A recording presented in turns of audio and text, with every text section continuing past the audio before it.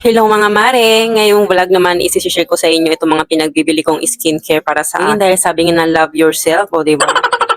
Mag-aapat na taon na ang aking baby sa susunod na araw kaya magli-5 taon na ako hindi nakakagamit ng mga ganito. Kaya simula nga nang kumita ako doon sa in-install kong PO. Sa unang kita ko, binili ko ng mga ito para naman maalagaan ko ng konti ang aking sarili dahil ang dami ng dark spots sa aking mukha. Alam kong maraming nakaka-relate sa akin na nanay, mga momshies dahil mas inuuna nilang pangailangan ng kanilang mga anak kaysa sa sarili nilang pangangailangan, diba? At dahil dyan, mabuhay tayong mga momshies. Pero gusto ko lang sabihin na hindi naman siguro masama kung alagaan natin ang ating mga sarili kasi kung alagaan natin ang ating mga sarili para rin naman ito sa ating mga anak. Medyo may kamangahalan nga itong mga binili ko pero ito kasi ang hiyang sa akin at ito ang ginagamit ko dati kaya ito na lang ang binili ko. Ito nga pala yung resulta ng unang gabi na ginamit ko ito. Ayan, binash ko siya, wala siyang makeup, wala siyang cream at kung ano man. Makikita niyo may mga dark spots siyang kaunti pero at least iba natanggal yung iba. Wait lang mga mare, hindi pa tayo tapos. Pagkatapos nga niyan is ayan, gumawa nga ako ng pastillas. Napanood ko nga ito sa ating content creator na mami din na katulad natin si Mami Day. O diba, paborito kasi ito ng aking baby at lagi kami bumibili ng mga tig-pipiso dun sa bayan. Kaya naman naisipan kong gumawa, diba? First time ko naman gumawa ng ganito mga mami kaya wag niyo naman lang husgahan. Husgahan nyo ng buong pagkatapos, sanay na ako doon, Cherise.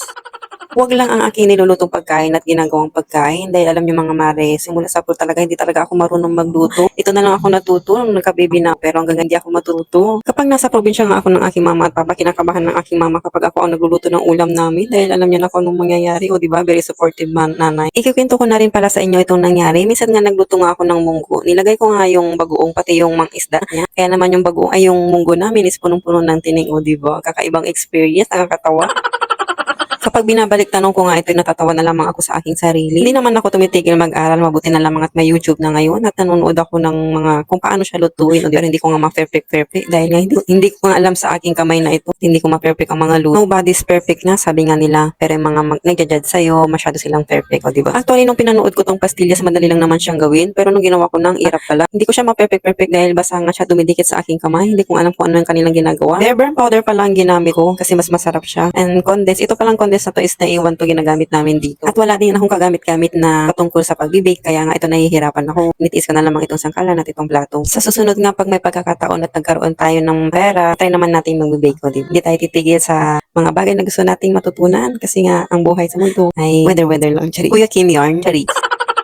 Nakailang masa nga ako dito dahil basang-basa siya kaya nagdagdag ako ng powder at hirap na hirap akong haluin nung dinagdagan ko ng powder. Kaya naman ginamit ko ng aking kamay dahil hindi siya mahalo dito sa kutsara na ginagamit ko. Pasensya na, nagugas naman akong mabuti.